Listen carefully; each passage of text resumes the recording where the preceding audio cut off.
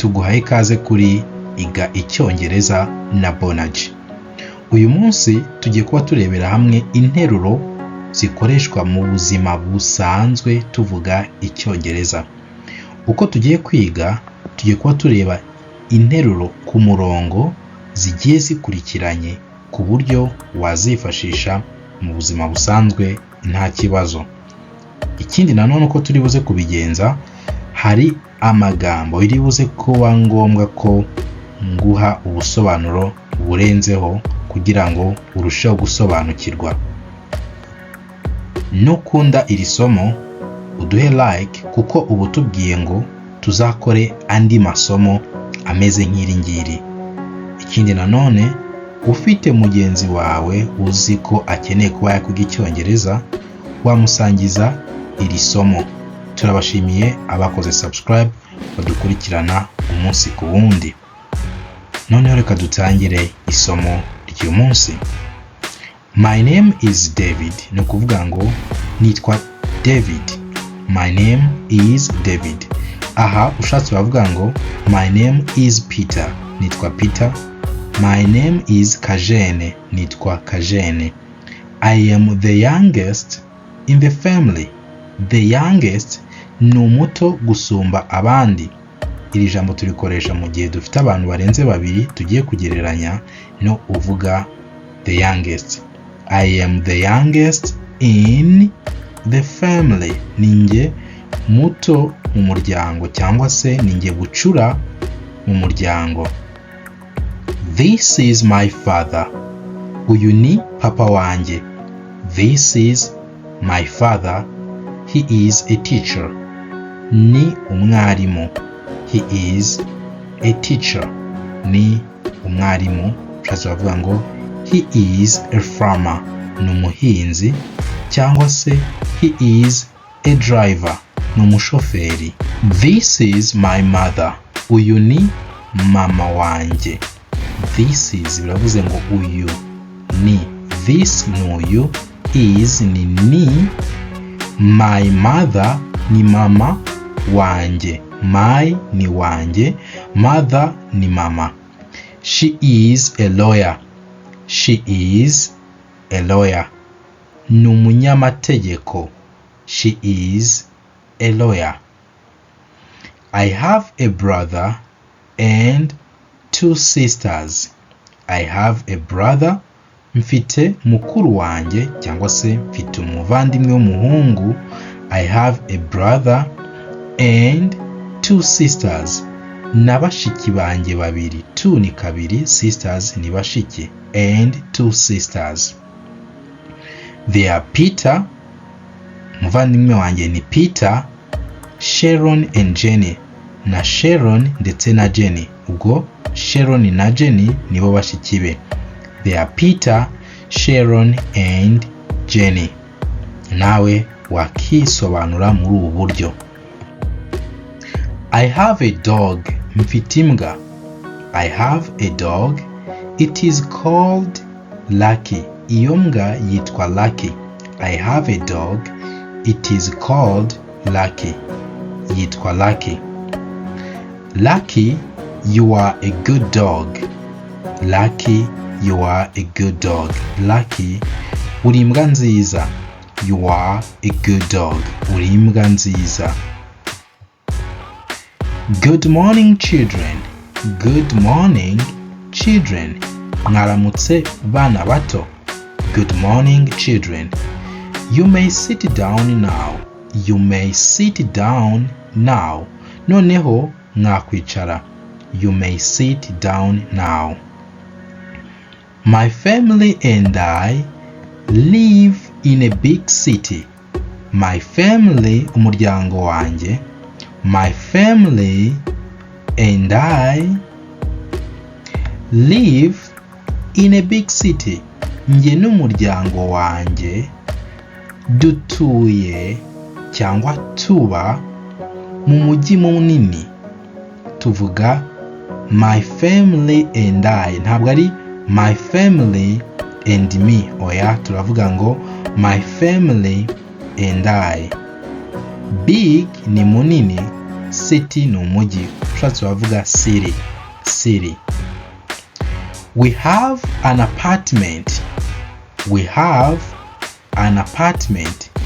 Dufite inzu yo kubamo. We have an apartment. I am standing on my bed. I am standing on my bed. Mpagaze ku buriri bwanjye. I am standing on my bed. Mpagaze ku buriri bwanjye. Bed ni uburiri. Stand ni uguhagarara. Look at me. Look at me. Ndeba. Look at me. Ndeba. My mother is kind. My mother is kind. Mama wanjye ni umuntu mwiza. My mother is kind. Everybody likes her. Everybody likes her. Akundwa na buri umwe. Everybody likes her. Wavuga everybody cyangwa wavuga ngo everybody. Everybody likes her. Akundwa na buri umwe cyangwa buri umwe aramukunda. Lisa, I told you to make your bed. Lisa, I told you to make your bed. Lisa, nakubwiye ngo usase uburiri bwawe. To make your bed ni ugusasa uburiri bwawe. Told ni inshinga to tell ivuga kubwira. To tell bivuga kubwira. Sharon and Jenny, Daddy is waiting for you. Sharon and Jenny, Daddy is waiting for you. Sharon na Jenny, Papa arabategereje. Sharon and Jenny, Daddy is waiting for you. Shatse navuga ngo Daddy is waiting for you. Daddy is waiting for you. Daddy is waiting for you. Papa arabategereje. Lucky and I are playing in the park. Daddy is watching us. Lucky and I, Lucky nanjye, are playing in the park. Turi gukinira muri parike. Hano turavuze ngo Lucky and I, Lucky nanjye, ntabwo bavuga ngo Lucky and me, ni Lucky and I. Hano ntabwo twavuga ngo I am kubera ko ari babiri, ari Lucky nanjye, niyo mpamvu turakoresha are. Playing dukoresha are playing ari igikorwa kiri kuba nonaha. Verb to be twongeyeho ing form. Are playing in the park. Turi gukinira muri parike. Daddy is watching us. Papa ari kutwitegereza. To watch no kwitegereza, ukareba nk'umupira w'amaguru cyangwa ukareba nka filme, ibyo tubyita watch, cyangwa se ukareba nk'abantu ibyo bari gukora. Daddy is watching us. You must not play with the knife. You must, dukoresha you must turi gutanga nk'itegeko. You must, you must not, turi kuvuga ngo ntabwo ugomba. You must ugomba. You must not ntabwo ugomba. You must not play with the knife. Ntabwo ugomba kujya ukinisha icyuma. You must not play with the knife. Give it to me. Biravuze ngo kimpereze. Give it to me. Kimpereze. Igihe ugiye kubwira umuntu ngo kimpereze, this is what you use. Uravuga ngo give it to me. Kimpereze. Pick up your toys and put them away. Pick up biravuze ngo terura cyangwa se tora cyangwa se fata. Pick up your toys, mufate ibikinisho byanyu cyangwa se terura ibikinisho byawe, kuko your yavuga cyawe cyangwa se cyanyu. Pick up your toys and put them away. Terura ibikinisho byawe urebe aho ubisira cyangwa se ubisire kure, ubyigize hirya. Pick up your toys and put them away. Fata ibikinisho byawe ubyigize kure, ubishyire kure cyangwa ubishyire ku ruhande. I made this cake myself. I made this cake myself. Biravuze ngo iyi keke ni njye wayikoreye. To make ni ihinduka made. Uzajya ubona nk'ibikoresho byanditsweho ngo made in Rwanda, biravuze ngo byakorewe mu Rwanda. Made in China, byakorewe mu Bushinwa. I made this cake myself. Iyi keke ni njye wayikoreye. Be careful with the knife. Be careful with the knife. Chunga neza icyuma kitagukata. Be careful with the knife. You will cut yourself. Uri buze kwikata. You will cut yourself. Michael is looking at himself in the mirror. Michael is looking at himself in the mirror. Biravuze ngo Michael ari kwireba mu ndorerwamo. Michael is looking at himself in the mirror. Susan has hurt herself. Susan has hurt herself. Ibi biravuze ngo Susan yikomerekeje. Dukoresha has na past participle iyo turi kuvuga ko igikorwa cyabaye muri past ariko iyo past tutari kuyigaragaza, cyangwa se dushatse twabyita ngo ni recent past, ni past y'agahe gato kashize. Susanna yikomerekeje. Susan has hurt herself. Aha ikindi kintu wamenya, kuva turi kuvuga ku gitsina gore turavuga herself. Wenda tuvuga ngo James, kumva ko James yaba ari igitsina gabo, twavuga ngo James has hurt himself. James yikomerekeje. Yaza kuba ari igitsina gabo twari kuvuga himself. Our cat washes itself after each meal. Our cat biravuze ngo injangwe yacu. Our ni yacu, cat injangwe.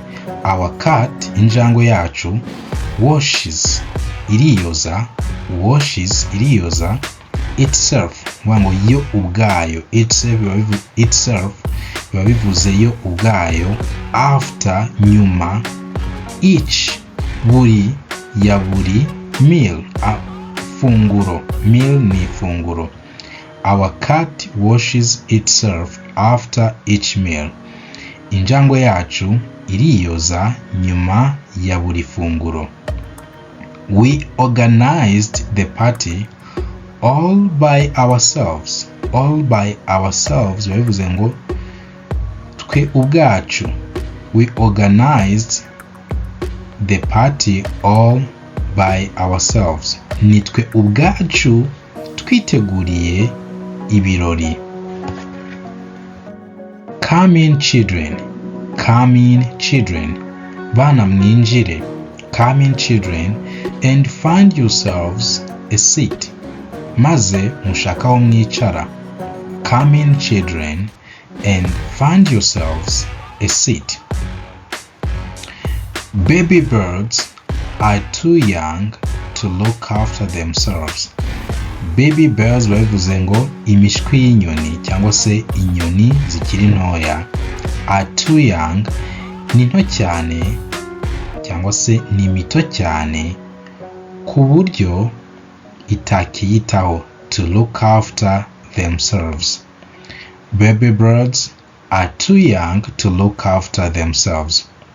Is this your house? Is this your house? Iyi ni inzu yawe. Is this your house? Robert, your handwriting is difficult to read. Robert, your handwriting is difficult to read. Robert, your handwriting ni umukono. Umukono wawe uragoranye, is difficult, uragoranye to read, kuwusoma. Robert, your handwriting is difficult to read. Michael is showing his totals to his friends. Michael is showing his totals to his friends. Michael ari kwereka akanyamasyo ke inshuti ze. Michael is showing his totals to his friends. My sister lost her way in the city. My sister lost her way in the city. Mushiki wanjye yayobeye mu mujyi. To lose your way ni ukubura inzira. My sister lost ubwo ni mu gihe cyatambutse. Mushiki wanjye yayobeye mu mujyi. My sister lost her way in the city. The lion is chasing its prey. The lion is chasing its prey. Intare iri kwiruka ku muhigo wayo. Chase bisobanura kwirukankana. Chase, kwirukankana. Noneho prey ni umuhigo. The sea is blue. The sea is blue. Inyanja ni ubururu. The sea is blue. George is wearing brown shoes. George is wearing. Tuvuga wearing. Ntabwo ari wearing, ni wearing. George is wearing brown shoes. George yambaye inkweto z'igaju. George is wearing brown shoes. I don't like green apples. I don't like green apples. Ntabwo nkunda pome z'icyatsi. I don't like green apples. Carrots are orange. Carrots are orange. Karoti ni orange. Carrots are orange. Flamingos are pink. Eggplants are purple. Flamingos are pink. Flamingo ni pinki. Eggplants are purple. Intoryi cyangwa se ibibiringanya ni sine. Eggplants nizo twita ibibiringanya cyangwa se intoryi. Roses are red. Roses are red. Amarose ni umutuku. Roses are red.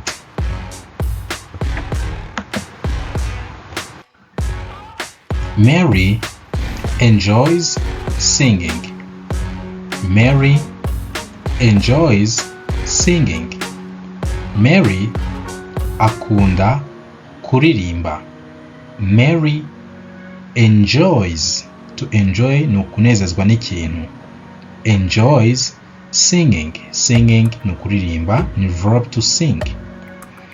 Peter sometimes lends me his bike. Peter sometimes lends me his bike. Peter rimwe na rimwe antiza igare rye. Peter sometimes lends me his bike. Cows eat grasses. Cows eat grasses. Monkeys like bananas. Inka zirisha ibyatsi. Inkende zikunda imineke. Cows eat grasses. Monkeys like bananas. Tom collects stamps. Tom collects stamps. Tom akusanya amakashe. Tom collects stamps. The earth goes around the sun. Isi izenguruka izuba. The earth goes around the sun. It often snows in winter. It often snows in winter. Mwitumba hakunda kugwa urubura. It often snows in winter. We always wash our hands before meals. We always wash our hands before meals. Buri gihe twoga intoki mbere yo kurya. Meals bivuga amafunguro. Wash ni ukoza. Always ni buri gihe cyangwa buri munsi. We always wash our hands before meals. We eat 3 meals a day. We eat 3 meals a day. Turya amafunguro atatu ku munsi. We eat 3 meals a day. Father takes the dog for a walk every morning. Father takes the dog for a walk every morning. Papa ajyana imbwa gutembera buri gitondo. Father takes the dog for a walk every morning. We joined the senior scout troop in July this year. We will join the senior scout troop in July this year. Tuzajya mu bascout bisumbuye mu kwa karindwi k'uyu mwaka. We will join the senior scout troop in July this year. My big brother leaves school at 4 o'clock. My big brother leaves school at 4 o'clock.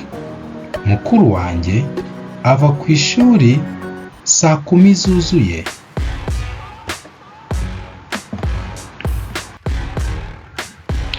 The new supermarket opens next Friday. The new supermarket opens next Friday. Isoko rishasha rizafungura kuwa gatanu utaha. Hano turi kuvuga ko ari kuwa gatanu utaha, ariko twakoresheje simple present. Simple present iyo tuyikoresheje tugashyiraho igihe ikintu kizabera mu gihe kiri imbere, icyo gihe ibiri kuvuga future, ibiri gukora nk'igihe kizaza. The new supermarket opens next Friday. The new grammar book comes out in September. The new grammar book comes out in September. Igitabo gishya cy'ikibonezamvugo kizasohoka mu kwa 9. The new grammar book comes out in September. Granddaddy retires next year. Granddaddy retires next year. Sogokuru azajya mu zabukuru umwaka utaha. Naho ni simple present, naha ni simple present, turi kuvuga ariko ikintu kizaba mu gihe kiri imbere. Granddaddy retires next year. We fly to London next Thursday. We fly to London next Thursday. Tuzajya muri London kuwa 4 uzaza. We fly to London next Thursday. The plane lands at 5:30 p.m. The plane lands at 5:30 p.m. Indege irahagarara saa 11:15 z'umugoroba. The plane lands at 5:30 p.m. We move to our new house in a month. Tuzimukira mu nzu yacu nshya mu kwezi gutaha. We move to our new house in a month. My big sister begins her summer job next week. My big sister begins her summer job next week. Mushiki wanjye azatangira akazi ke ko muki mu kwezi gutaha. My big sister begins her summer job next week. Hano turi gukoresha simple present ariko tuvuga igikorwa kizamuye kiri imbere, nizere ko wabibonye. I am Peter, ndi Peter. I am not Paul, ntabwo ndi Paul.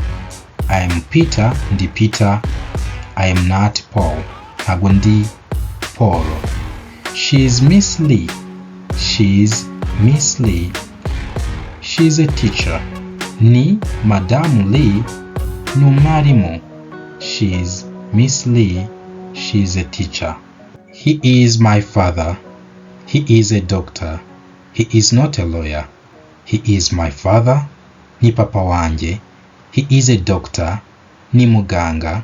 He is not a lawyer. Ntabwo ari umunyamategeko.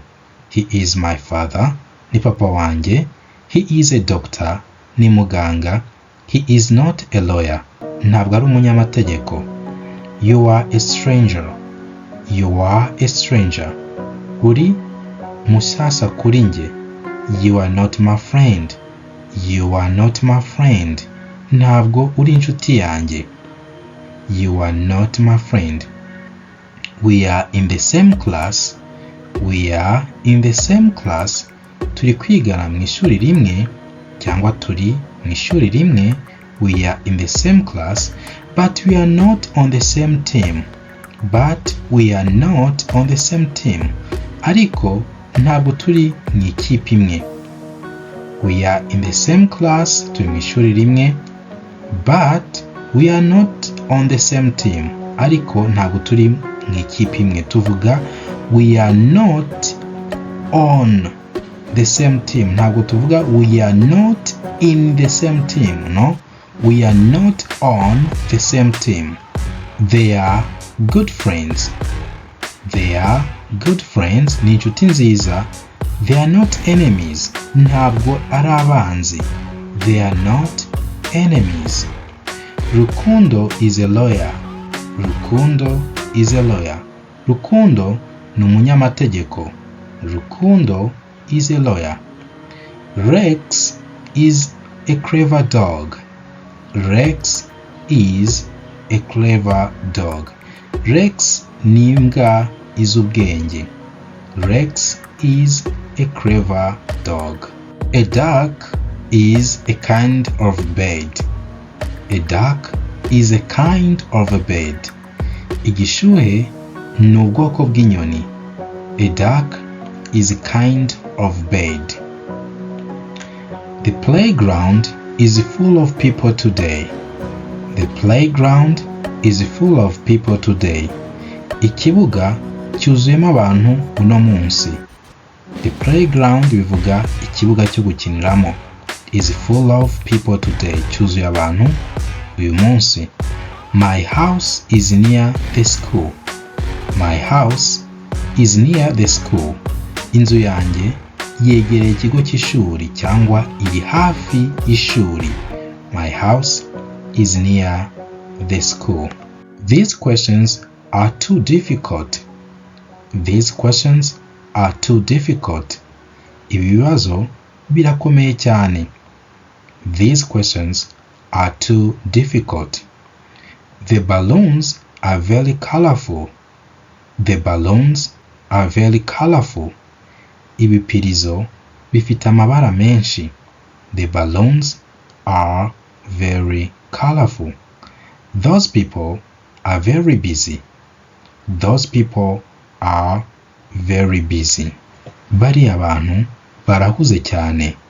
Those people are very busy. Kimwe mu bintu byagufasha kuvuga icyongereza ndetse bitakugoye ni ukumenya interuro zitandukanye zikoreshwa mu buzima busanzwe.